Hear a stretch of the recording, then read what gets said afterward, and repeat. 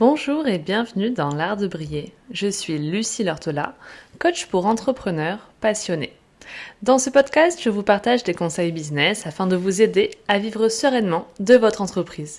Je vous partage également mon parcours d'entrepreneur afin de vous inspirer et vous aider à accélérer votre croissance. Aujourd'hui, on se retrouve pour le bilan de mon mois d'août et je suis trop contente de vous retrouver, de reprendre enfin le micro. Là, il est actuellement le mardi 3 septembre et ça fait au moins un mois que je n'ai pas pris le micro. Donc voilà, je suis trop contente de pouvoir recommencer, retrouver le rythme. Personnellement, j'adore la période de la rentrée scolaire depuis toujours. Mais voilà, le fait que mon fils reprenne l'école, ça va me permettre d'avoir plus de temps pour moi, pour faire mes activités perso, du sport, etc. Mais aussi me concentrer sur mes objectifs pour la fin d'année 2024. Et ça, c'est trop cool. J'espère que cet épisode sera pas trop brouillon parce que voilà, mon but c'est de vous parler de plein de choses différentes, tant sur le plan personnel que pro, quels sont justement mes objectifs de fin d'année, mais aussi qu'est-ce qui s'est passé durant ce mois d'août. Voilà un petit peu pour le plan, la table des matières de cet épisode. Alors, mon mois d'août, du coup, comme vous le savez, il a plus ou moins commencé avec la fameuse fausse couche dont je vous parlais le mois dernier.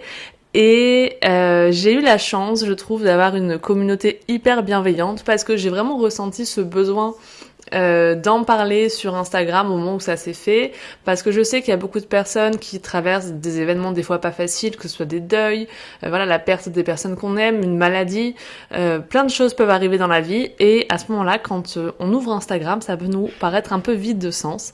Donc j'ai eu besoin de mettre des mots là-dessus. C'était une façon aussi, moi, peut-être de faire, voilà, de tirer un trait, de faire avancer les choses, d'essayer de comprendre. Mais du coup, j'ai reçu énormément de soutien en commentaires, en messages privés, de lueurs d'espoir de personnes qui nous ont dit qu'elles avaient traversé ça et qu'au final, elles avaient de merveilleux enfants depuis. Et honnêtement, ça a été compliqué les premiers jours du mois d'août, surtout parce que mon conjoint m'a travaillé énormément pendant tout l'été. Donc voilà, quand on était ensemble, ça allait, mais puis quand on a dû reprendre le travail et la vie, on s'est rendu compte qu'en fait, ça avait un petit peu laissé une cicatrice. Et au final, écoutez, le temps fait les choses, hein, heureusement, et la vie avance et ça va beaucoup mieux.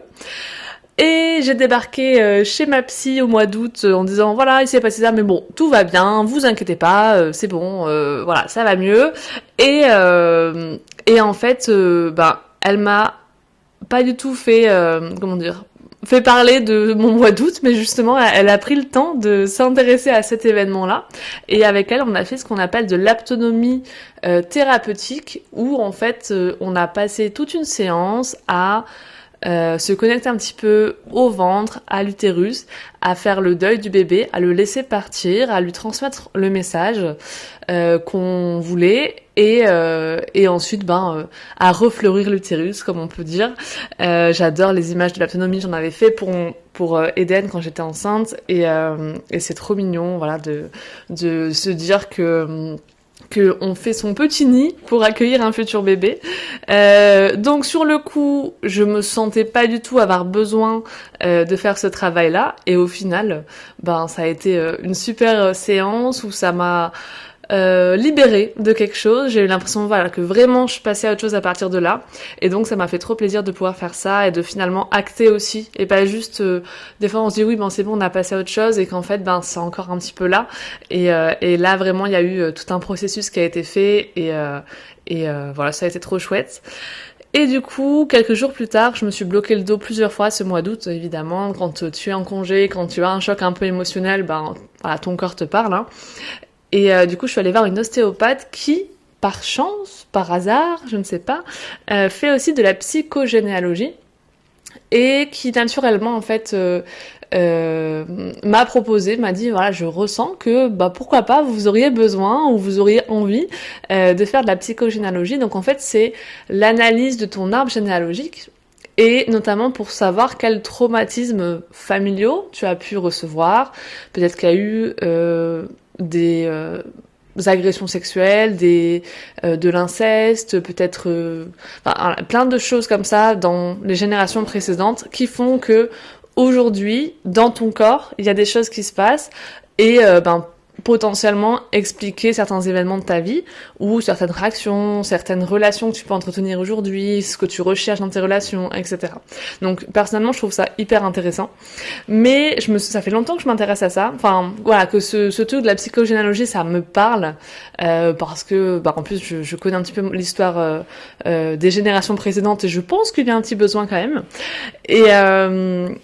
Et du coup, donc je vais certainement faire ça, mais en plus du coup mon ostéopathe m'a proposé, elle se forme à la kinésiologie, elle m'a proposé du coup de venir faire un peu l'élève test, la cliente test pour dès qu'elle sera formée. Donc encore un travail sur l'énergétique, ça n'a rien à voir avec ce que j'ai dit juste avant. Mais voilà, pour la psychogénéalogie, j'ai entre-temps reçu une autre demande, une autre proposition d'une personne qui voulait faire ça gratuitement pour moi. Et donc je n'ai pas accepté parce que en tant qu'entrepreneur, je n'accepte pas que les entrepreneurs travaillent gratuitement pour moi. Mais je trouve ça très drôle parce que du coup, ça fait 2 fois dans le même mois où on me parle de psychogénéalogie. Et donc je trouve ça hyper intéressant comme la vie c'est te placer des choses dont tu as besoin quand tu en as besoin. Donc à creuser et je pense que du coup que je vais prendre rendez-vous avec cette ostéopathe rapidement, sachant que là je suis en train de faire grave d'économies pour la fin d'année, notamment pour le mois de décembre, notamment pour le 25 décembre. Donc on verra peut-être au début 2025, mais en tout cas, voilà. Je me dis, si je n'ai pas envie de le faire maintenant, c'est qu'il y a une raison. Mais d'un côté, je sais très bien que je le ferai. Et donc, je me mets ça pour début 2025. Je vous dirai au cas où ce qu'il en est ressorti. Parce que il faut compter a priori 4 à 5 séances pour faire son arbre généalogique complet et tout ça. Donc, hyper intéressant, certainement très très riche. Mais d'un côté, il faut aussi des moyens de payer chaque séance d'un coup. Et pour le moment, je mets de l'argent un petit peu d'autres choses. Mais voilà, tout ça pour dire que c'est intéressant. Donc ça c'est tout l'aspect plutôt perso, naissance, grossesse, etc. Ensuite, ce mois-ci, j'ai aussi eu une super belle journée avec un couple d'amis qu'on a mis ensemble avec mon chéri, donc c'est très drôle, j'adore cette histoire, c'est ma plus grande fierté. 2 personnes qui se sont trouvées grâce à nous parce que je les ai invités à mon anniversaire, un ami de mon chéri et une amie à moi et à ma sœur. Donc bref, ces gens-là on a fait une journée au bord d'une rivière où on a fait des jeux un petit peu de développement personnel, le genre de jeu où on tire des cartes et on se pose des questions un peu profondes. Donc on a fait ça, et un jeu qui s'appelle Totem, un jeu de dev perso où en fait on attribue à la personne, donc on était 4, donc là il y avait 3 personnes qui se consultent pour attribuer une qualité qui est propre à cette personne, et donc ça donne beaucoup d'estime de soi, d'entendre plein de choses positives sur soi de la part des personnes qui nous sont proches, et j'ai trouvé ce jeu hyper intéressant, parce que c'est pas juste toi t'es généreux, toi t'es bienveillant, toi t'es positif, ça va toucher à des choses hyper spécifiques et profondes. Donc notamment, moi ce qui est ressorti, une des choses qui m'a marqué, c'est que je rends les conversations particulières, profondes, intéressantes, etc. Parce que en gros on reste pas en surface, je dis pas des choses superficielles.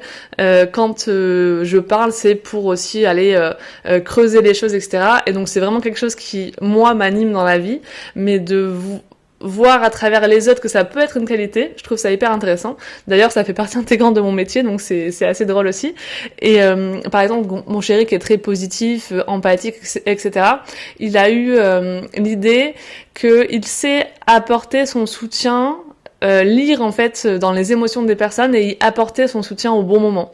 Et voilà, ça c'est hyper mignon et ça lui ressemble beaucoup aussi.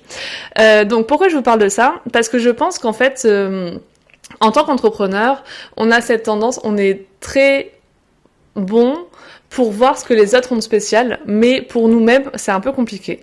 Et donc, voilà, ça peut être un jeu que je recommande, peut-être que je pourrais même le faire, le proposer à mes clients, etc. Mais en soi, c'est hyper intéressant d'aller explorer qu'est-ce qui fait un petit peu notre spécificité et se rendre compte ou non que finalement c'est des qualités qui sont présentes dans notre quotidien d'entrepreneur avec nos clients et qu'on peut mettre en avant du coup quand on propose nos services. Ensuite, encore au niveau personnel, forcément le mois d'août, ça a été un mois où j'étais beaucoup avec mon fils. Je n'avais pas choisi de l'inscrire au centre aéré. Et en fait, c'est vrai que, moi j'aime tellement ce que je fais dans mon métier que je m'épanouis aussi beaucoup dans mon travail. Et pour moi, c'est un peu frustrant, entre guillemets, de passer H24 avec mon fils. Je suis pas le genre de maman qui adore faire des activités manuelles à la maison et lui proposer tout un tas de choses. Voilà, honnêtement, jouer avec un enfant de 4 ans toute la journée, c'est quelque chose qui, au bout d'un moment, me saoule un petit peu et j'ai besoin de choses un peu plus différentes. Et en fait, j'ai apprécié et je trouve que en grandissant, au fur et à mesure que mon fils grandit, je me rends compte que je prends de plus en plus de plaisir à partager des choses avec mon fils, notamment parce que je me dis aussi que maintenant il a 4 ans et qu'au final il restera peut-être 6 ans où il voudra bien jouer avec moi et que ça passe hyper vite. Évidemment, on n'arrête pas de le dire, mais quand tu le vis vraiment, c'est encore pire, je trouve. Et du coup, j'ai vraiment pris du plaisir et lâché prise sur le travail ce mois-ci. Je vais pas chercher à, pendant qu'il faisait la sieste, communiquer, vite faire des posts sur Instagram ou je sais pas. Voilà, j'ai vraiment essayé quand il était pas là, de travailler comme je pouvais, sans non plus me mettre la pression de me dire oh là là, il faut que je rattrape mon retard parce que sinon c'est de quoi se cramer les ailes, c'est sûr. Mais voilà, j'ai essayé vraiment d'essayer de faire des activités qui me plaisent aussi, d'aller à la plage, d'aller à la piscine, de faire des choses moi qui me plaisent, tout en étant avec lui, d'aller au cinéma. Et c'est quand il a 4 ans, c'est quand même plus facile que quand il en a 2 et où du coup c'est un peu plus limité ce genre d'activité-là. Alors à 4 ans, c'est aussi plaisant parce qu'il grandit, qu'il a plus de conversations, que voilà, tu échanges plus facilement avec lui aussi. Et voilà, je trouve que plus il grandit, la relation elle se transforme. Tout est beau en vrai dans la maternité, mais c'est vrai que voilà, maintenant qu'il a 4 ans, depuis qu'il a 3 ans, même quand il commence à bien parler, etc., t'as quand même une autre relation avec eux qui est peut-être un peu plus profonde et qui personnellement m'anime plus. Donc même si effectivement faire de la pâte à modeler toute la journée, ça m'anime pas plus que ça, mais en tout cas j'ai essayé de trouver des moments où j'ai pu partager, faire des choses qui me plaisent aussi. Donc en soi, ça a été assez positif et en fait, c'est justement dans ces moments-là où au final, tu as des gens qui réagissent. Voilà, j'ai eu des messages en ce moment, des propositions. Tiens, j'ai envie de t'intégrer à mon programme. Tiens, il y a une fille qui a débarqué dans mes messages pour me dire écoute, je suis en train de me former au community management et j'adore ton profil. Je trouve que c'est un exemple à suivre, un truc comme ça. Je me dis quoi, moi qui poste 2 fois par mois ou j'en sais rien en ce moment. Et en fait, c'était pas en plus un truc de prospection à la noix de coco et on sentait que c'était authentique en tout cas dans ces messages. Je pense pas qu'elle faisait ça avec tout le monde. Mais du coup, j'ai trouvé ça hyper mignon et c'est aussi une leçon de se dire qu'en fait les graines que tu as pu planter dans les mois précédents, au bout d'un moment ça commence à fleurir même quand tu lâches prise, même quand tu prends du temps pour toi.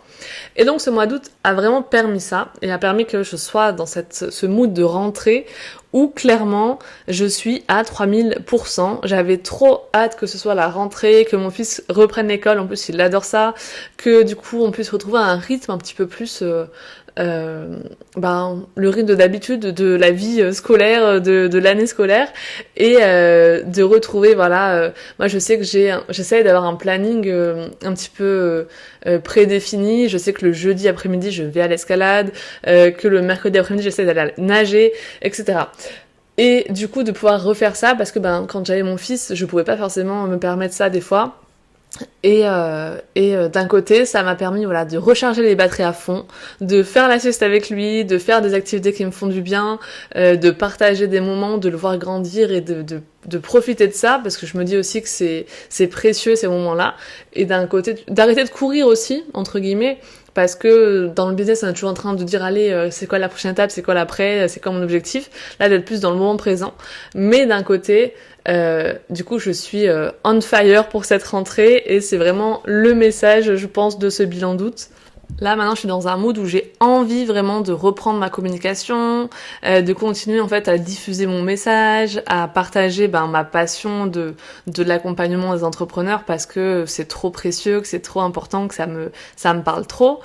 Et donc je suis dans une énergie hyper positive et je ressens aussi que il y a de belles énergies en ce moment, qu'il y a beaucoup de personnes qui me disent mais c'est hyper fluide, il se passe plein de choses positives, j'ai de belles opportunités et moi aussi, voilà. Et c'est surtout lié au coaching. On m'a proposé une mission récurrente où je vais participer à un programme en ligne et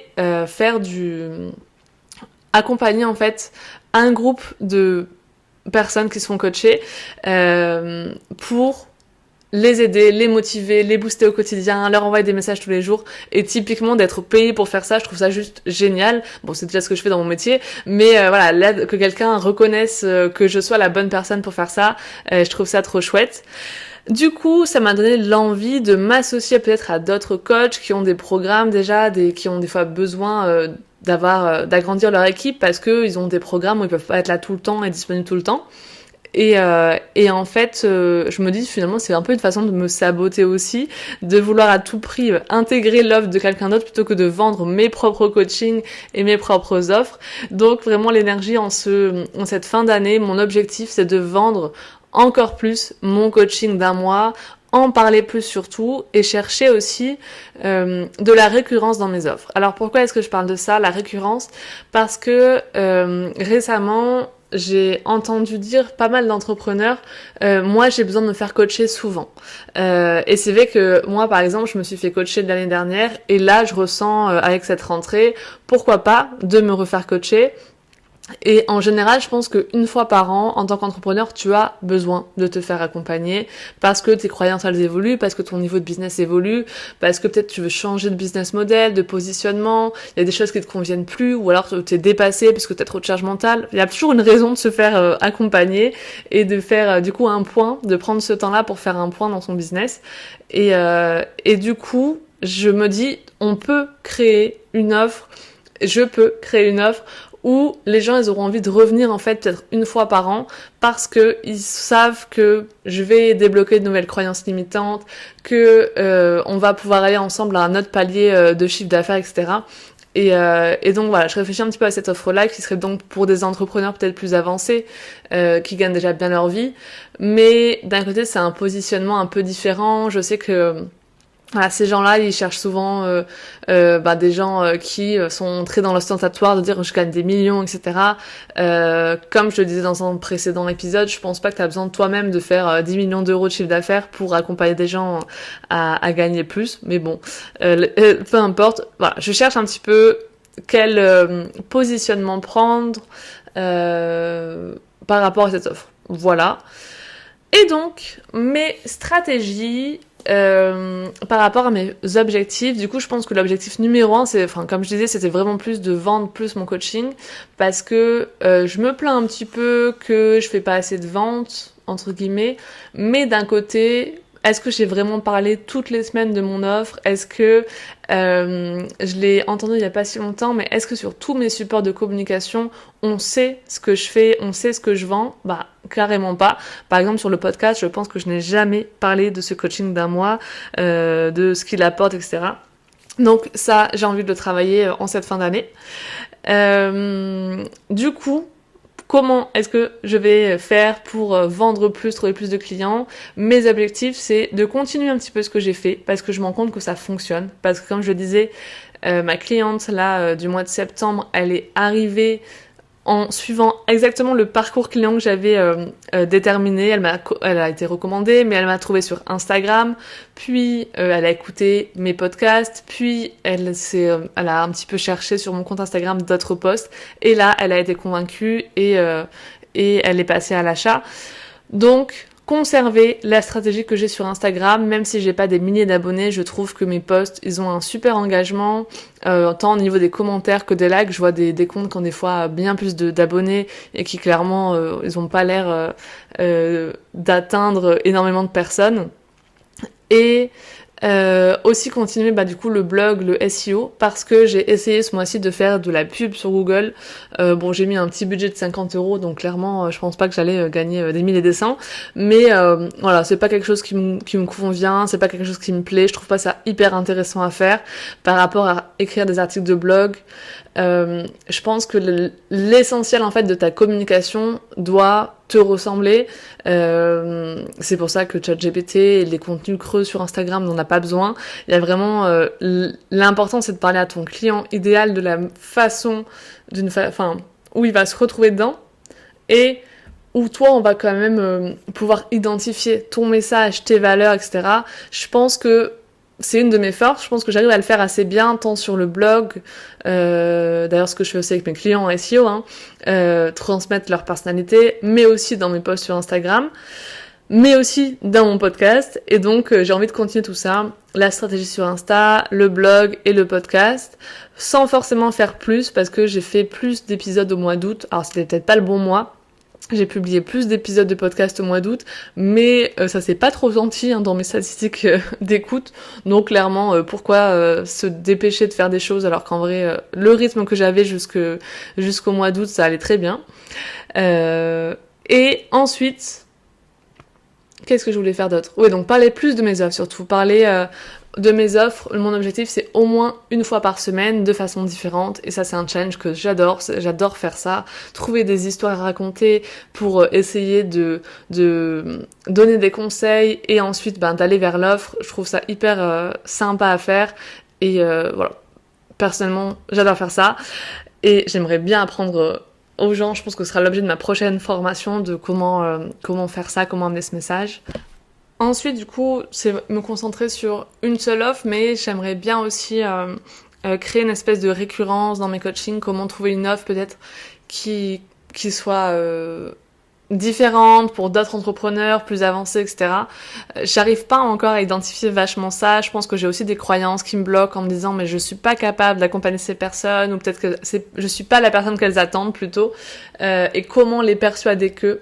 Mais pour ça c'est assez cool, parce que du coup par rapport au programme que je vais dans lequel je vais participer en tant que success coach pour d'autres entrepreneurs, je vais pouvoir le suivre gratuitement et apprendre peut-être d'autres éléments, avoir d'autres croyances et bénéficier d'une certaine façon de cet accompagnement pour vendre plus mes propres offres. Donc why not, et je trouve que ça pareil, ça c'est une trop bonne opportunité. Je sais pas si j'étais très claire comment j'ai annoncé ça, mais en gros le programme pour lequel je vais coacher les gens, je vais pouvoir le faire moi-même gratuitement. Donc ça c'est assez cool parce que ça parle de comment vendre plus, et ça pourra toujours me faire travailler certaines croyances, et je vais faire ça ce mois-ci, donc je vous en dirai des nouvelles. Et voilà, clairement, je suis dans une énergie un petit peu de feu. Comme vous le voyez dans cet épisode, ça part un peu dans tous les sens de j'ai envie de faire ça, mais c'est trop bien, mais il faut que je reprenne Instagram, il faut que je reprenne le podcast et le SEO, et puis j'ai mes clients à gérer, et puis j'ai des nouvelles choses qui s'ajoutent. Et donc clairement, c'est aussi un des challenges, je pense, de ce mois de septembre, ça va être de pas me cramer, parce que t'as grave d'énergie la première semaine, peut-être la deuxième semaine, puis au bout d'un moment, ça va un petit peu se tasser aussi. Donc c'est essayer de rester pas trop exigeante par rapport à ce que j'ai envie de proposer, de pas me dire oh mon dieu j'ai pas publié tout ce que je voulais faire j'ai pas pu faire tout ce que je voulais ce mois-ci. Je pense que c'est aussi normal, mais tant que j'ai cette énergie là, je vais surfer dessus et essayer de rester passionné, de faire les choses bien, mais aussi structuré, parce que on a vite fait en fait de faire plein de choses, de partir dans tous les sens, et au final que ça mène pas à grand chose. Je pense que encore une fois il y a la loi du 20-80. 20% de tes actions te rapportent 80% de tes résultats, Et clairement, moi, si je dois donner une action qui va m'apporter des résultats ce mois-ci, c'est de parler de mes offres en story. Je pense que clairement, j'ai potentiellement dans mes 425 abonnés sur Instagram au moins 2-3 futurs clients probables. Et donc, me concentrer sur créer du lien avec ces personnes, continuer à leur donner envie de participer potentiellement à un de mes coachings plus tard. Voilà, ça c'est l'essentiel. Après, oui, si je fais du SEO, c'est très bien. Oui, si je fais plus de podcasts, c'est très bien. Mais clairement, voilà, faut se concentrer sur ce qui est le plus important, ce qui va nous rapporter le plus. Et si j'ai un message à vous faire passer en cette fin du mois d'août, je pense que c'est celle-ci aussi. Voilà, un petit peu tout ce que j'avais à dire. Tac. Ouais, voilà, j'avais fait une petite note, comme d'habitude. J'espère que cet épisode n'a pas été trop brouillon et compliqué à écouter. Je pense que les bilans c'est toujours un peu comme ça en mode ah j'ai fait ça c'est trop bien puis j'ai fait ça aussi. Voilà, si personne ne m'arrête au bout d'un moment il faut que quelqu'un presse le bouton pause et dire non mais en fait là Lucie tu pars dans tous les sens s'il te plaît parce que c'est clairement pas mon cerveau à moi qui va le faire. Donc désolée d'avance si je vous ai un petit peu perdu. J'espère que cet épisode vous a plu. N'hésitez pas, si vous l'écoutez, à me le dire en message privé et à me partager aussi vous, votre mois d'août, où est-ce que vous en êtes dans vos objectifs. C'est toujours intéressant d'échanger là-dessus. Et si le podcast L'Art de Briller vous plaît, écoutez notre épisode. Non, n'hésitez pas à vous abonner. Je vois qu'il y a des personnes qui le font, c'est trop chou. Et aussi à le noter, à mettre 5 étoiles sur Spotify ou ailleurs, le nombre d'étoiles maximum possible pour le noter, ça lui donne de la visibilité et c'est trop cool. N'hésitez pas aussi à le partager avec d'autres amis entrepreneurs, à le partager en story sur Instagram. Bref, faites ce que vous voulez, mais c'est trop gentil, merci pour les personnes qui font ça. Et ne faites pas comme moi, c'est-à-dire que là je vous ai mis, normalement il faut toujours conclure ce que vous faites, que ce soit une story sur Instagram, un post sur Instagram ou un épisode de podcast ou un email par un appel à l'action ou un article de blog même, par un appel à l'action, mais n'en mettez pas 4 parce que les gens sont perdus et ne savent plus quoi choisir. Voilà. C'était ma petite leçon business de fin d'épisode. Je vous souhaite un très beau mois de septembre. J'espère que vous êtes dans une énergie positive aussi. Et je vous dis à bientôt pour d'autres épisodes. Ciao, ciao!